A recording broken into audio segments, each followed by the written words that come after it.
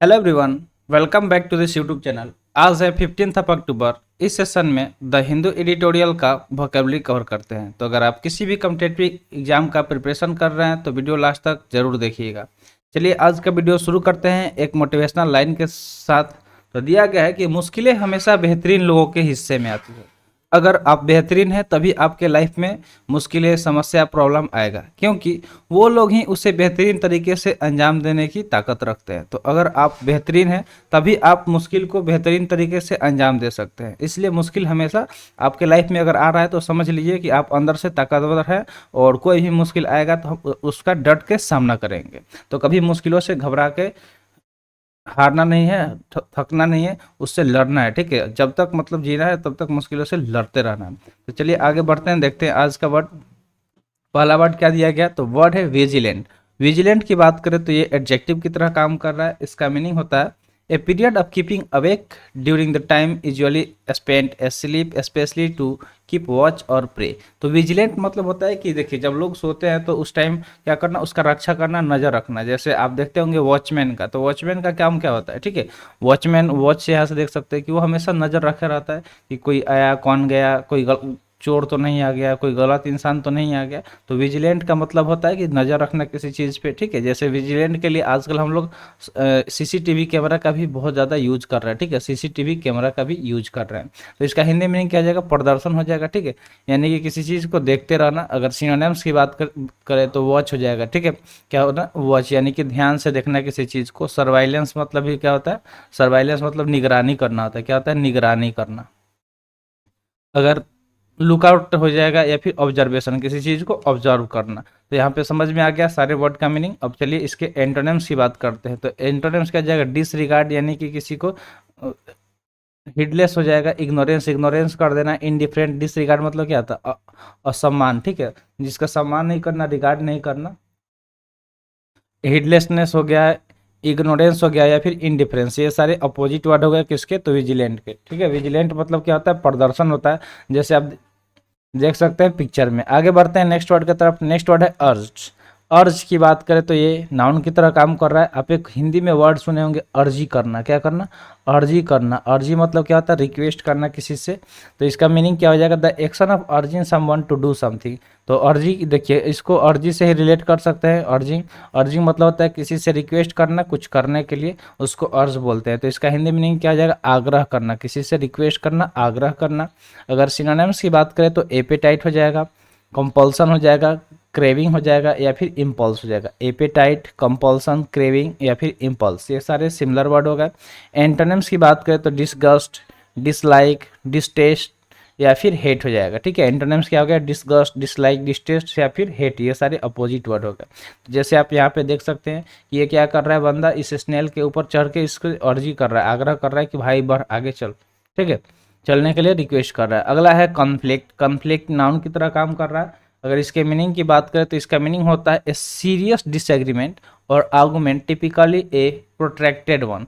यानी कि देखिए कॉन्फ्लिक्ट मतलब होता है सीरियसली किसी चीज़ पे आर्गुमेंट हो गया, डिसएग्रीमेंट यानी कि असहमति हो गया, ठीक है, असहमति हो गया, तो उसको क्या बोलते हैं, कॉन्फ्लिक्ट बोलते हैं, ठीक है। कॉन्फ्लिक्ट मतलब वार भी हो सकता है, मतलब लड़ाई झगड़ा जो हो गया, ठीक है। तो इसका हिंदी मीनिंग टकराव हो सकता है।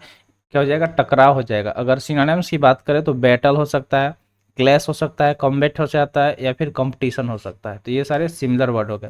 चलिए अपोजिट वर्ड देखते हैं। तो पीस, पीस मतलब क्या होता है, शांतिपूर्ण से किसी चीज़ को करना। ट्रस्ट, एग्रीमेंट यानी कि एग्रीमेंट हो गया, काम यानी कि शांतिपूर्ण। तो मान लीजिए कि कोई अगर एक टॉपिक आया, अगर उस पर सब लोग शांति से काम कर रहे हैं, सब लोग सहमत है, तो कभी झगड़ा झंझट होगा ही नहीं। अगर डिसएग्रीमेंट आता है तभी उसमें क्लेश होता है, ठीक है, क्लेश होता है। क्लेश को कलेश से याद रख लीजिए, ठीक है। कलेश, घर में नहीं होता कि बोलता है लोग कि कलेश कर दिया, यानी कि झगड़ा झंझट हो गया था, क्लेश। कलेश हिंदी में कलेश बोला जाता है। बैटल यानी कि झगड़ा हो गया, कॉम्बैट यानी कि लड़ाई, कंपटीशन यानी कि प्रतियोगिता, ठीक है। तो ये सब वर्ड समझ में आ गया होगा। पिक्चर में देख सकते हैं कि पिक्चर में यहाँ पे सब आपस में झगड़ रहे हैं, कन्फ्लिक्ट कर रहे हैं, टकराव हो रहा है। फोर्थ वर्ड दिया गया मेंटेन। मेंटेन की बात करें तो वर्ब की तरह काम कर रहा है, जिसका मीनिंग होता है कॉज और इनेबल ए कंडीशन और सिचुएशन टू कंटिन्यू। यानी किसी चीज़ को जारी करने के लिए, कंटिन्यू रखने के लिए एक तरह का सिचुएशन या कंडीशन को इनेबल करना ताकि वो मेंटेन रहे। जैसे मान लीजिए कि घर का घर सुंदरता मेंटेन करने के लिए टाइम टाइम से उसमें पेंटिंग जरूरी होता है, ठीक है, उसको पेंटिंग कराते हैं, उसका रिपेयरिंग जरूरी होता है। ऐसे ही हम लोग अगर बाइक चलाते हैं, ठीक है, बाइक चलाते हैं टाइम टाइम से उसका क्या करते हैं हम लोग, सर्विस कराते हैं, ठीक है, सर्विसिंग कराते हैं मैकेनिक के पास ले जाके, तो उससे क्या होता है कि मेंटेन रहता है, बाइक मेंटेन में रहता है, पता नहीं चलता कि बाइक पुराना हो गया है। तो मेंटेन मतलब समझ गए, अनुरक्षित करना, क्या हो जाएगा, अनुरक्षित करना। सिनोनिम्स की बात करें तो कंटिन्यू, यानी कि उसका जो सुंदरता है, उसका जो स्पीड है, उसका जो फ्लॉलेस है, वो सब क्या हो, कंटिन्यू रहे, कंट्रोल में रहे, कल्टीवेट या फिर फाइनेंस हो गया। अगर इसके अपोजिट वर्ड की बात करें तो डिस्ट्रॉय, किसी चीज़ को बर्बाद कर देना, डिनाई कर देना या फिर नेग्लेक्ट कर देना। तो यहाँ पे पिक्चर में देख सकते हैं कि किसी चीज़ को मेंटेन करने के लिए क्या होता है कि बहुत सारे लोग लगे रहते हैं। अगला वर्ड दिया गया है विक्टिम। विक्टिम यहाँ पे नाउन की तरह काम कर रहा है, जिसका मीनिंग होता है ए पर्सन हार्म, इंजर्ड और killed as a result of a crime, accident और अदर इवेंट और एक्शन। तो विक्टिम मतलब होता है कि एक पर्सन जिसे चोट पहुंचाया गया है, मार दिया गया है किसी क्राइम या घटना में, ठीक है, उसको विक्टिम बोलते हैं। तो विक्टिम मतलब क्या हो जाएगा, इसका मीनिंग होता है शिकार, यानी कि जिसे शिकार बनाया गया है उसको विक्टिम बोलते हैं।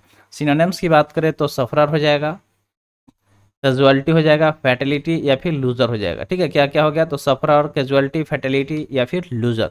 चलिए अपोजिट वर्ड देखते हैं, तो अटैकर यानी कि जो हमलावर होता है, असाइलेंट जो हत्या करता है, क्रिमिनल जो कि मतलब जो अपराध करता है, कल्प्रिट मतलब क्या होता है, दोषी, कल्प्रिट मतलब दोषी हो जाएगा। ठीक है, तो ये सब क्या हो गया, अपोजिट वर्ड हो गया किसके, विक्टिम के। तो देखिए जो शिकार कर रहा है, ठीक है, जो शिकार कर रहा है वो सब यहाँ पे दिया गया, अटैकर, साइलेंट, क्रिमिनल या फिर कल्प्रिट हो गया।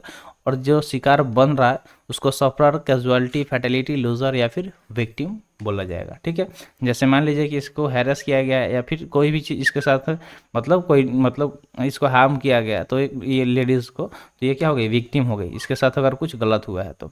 चलिए नेक्स्ट वर्ड दिया गया स्लैम्ड। स्लैम्ड यहाँ पे वर्ब की तरह काम कर रहा है, जिसका मीनिंग होगा शट ए डोर, विंडो और लीड फोर्सफुली एंड लाउडली। तो स्लैम्ड मतलब होता है कि अगर कोई दरवाजा है, खिड़की है या फिर लीड है, उसको बलपूर्वक आवाज़ के साथ बंद करना। जैसे देखते होंगे कोई बच्चा गेट बंद करेगा तो एकदम तेज़ी से मारता है, ऐसे ऐसे बंद करेगा कि बहुत तेज बजेगा, लगेगा तोड़ दिया। तो इसका हिंदी मीनिंग पराजित करना भी हो सकता है। ठीक है, स्लैम्ड मतलब पराजित करना भी होगा या फिर जोर से दरवाजा बंद करना हो सकता है। सिनोनिम्स की बात करें तो बैंग, अटैक्ड, स्कोल्डेड या फिर ब्लास्टेड हो जाएगा। ठीक है, ये सारे सिमिलर वर्ड हो गए। एंटोनिम्स क्या हो जाएगा, तो लूज, ओपन, स्लेक या फिर अनसील्ड हो जाएगा। ये सारे क्या हो जाएंगे, अपोजिट वर्ड हो जाएंगे। ठीक है, यहाँ पे देख सकते हैं इसको, ये लड़का क्या किया, दरवाजे को कितना तेज से बंद किया है कि इसकी मम्मी चौंक गई।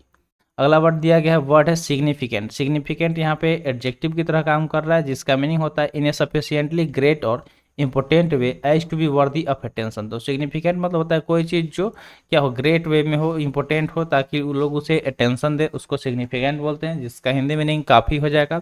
अगर सिनोनिम्स की बात करें तो नोटेबली जो नोट करने लायक हो, रिमार्केबली, इंपॉर्टेंटली या फिर सीरियसली हो जाए। अब यहाँ पे एंटोनिम्स दिया गया स्लाइटली, डाउटफुली, अपेरेंटली या फिर सुपरफिशियली। ये सारे एंटोनिम्स हो गए किसके, वो तो सिग्निफिकेंट के।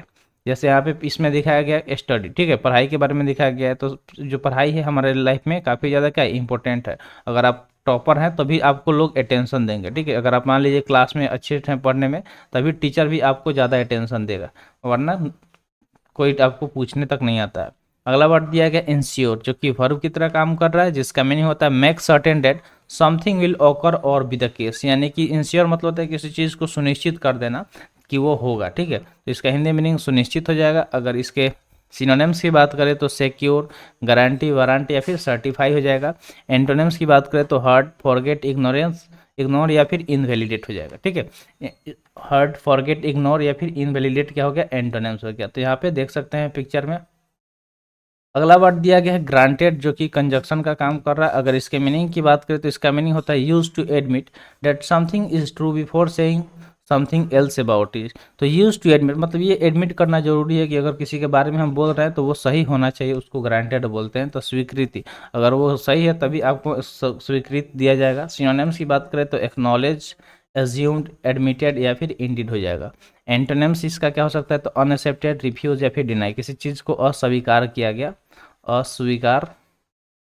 रिफ्यूज मतलब क्या होता है, इनकार कर देना। ठीक है, डिनाई मतलब मना कर देना। तो ये सारा क्या हो गया, हिंदी में हो जाएगा। ठीक है, तो जल्दी से इसे नोट डाउन कर लीजिएगा, यहाँ पे पिक्चर में देख सकते हैं। अगला वर्ड दिया गया इरप्शन, इरप्शन के लास्ट में ION है इसलिए नाउन की तरह काम करेगा। इसका मीनिंग होता है become active and eject lava S and gases. Eruption देखिए वोल्केनिक के बाद वोल्केनो जो होता है, ठीक है, वोल्केनो, तो वोल्केनो इरप्शन आप सुने होंगे, ठीक है। अगर आप जियोग्राफी पढ़े होंगे तो जियोग्राफी में क्या बताया गया, वोल्केनो के बारे में पढ़ाया गया, तो वहाँ पे वोल्केनो इरप्शन बताया गया। तो जब वोल्केनो इरप्शन होता है तो वो एक्टिव हो जाता है वोल्केनो, जिसमें से लावा एस और गैसेस निकलते रहते हैं, ठीक है। इस तरह से मान लीजिए कि ये क्या हो गया, पहाड़ टाइप का हो गया, ठीक है, ये पहाड़ टाइप का हो गया। तो मान लीजिए कि यहाँ से वोल्केनो निकला, तो यहाँ से निकलते रहता है गैस वगैरह, ठीक है। इस तरह से गैस वगैरह लावा वगैरह निकलेगा, उसको इरप्शन बोलते हैं। तो इसका हिंदी मीनिंग क्या हो जाएगा, फूटना, ठीक है। जब ज्वालामुखी फूटता है तो उसमें से लावा एस या फिर गैसेस निकलते हैं। सिनोनिम्स की बात करें तो अपीयर, बर्स्ट, डेटोनेट या फिर एक्सप्लोड हो जाएगा, ठीक है। यानी कि जब फूटेगा तो दिखाई देगा, बर्स्ट हो जाएगा, ब्लास्ट हो जाएगा, डेटोनेट या फिर एक्सप्लोड मतलब भी क्या होता है, ब्लास्ट होना, धमाका होना। एंटोनिम्स की बात करें तो कंटेन, रिस्ट्रेन, सट या फिर इम्प्लोजन, ये सारे अपोजिट वर्ड हो गए। तो यहाँ पे पिक्चर में जो बताए हैं वो देख सकते हैं, सिमिलर पिक्चर यहाँ पे दिया गया है ताकि आप वर्ड को विजुलाइज करके याद कर पाएँ। तो आई होप आपको सारे वर्ड क्लियर हो गए होंगे। तो आज के लिए इतना ही, आज का सेशन यहीं पर समाप्त हुआ। सेशन कैसा लगा कमेंट सेशन में ज़रूर बताइएगा। तो मिलते हैं फिर अगले वीडियो में। Thanks for watching. जय हिंद।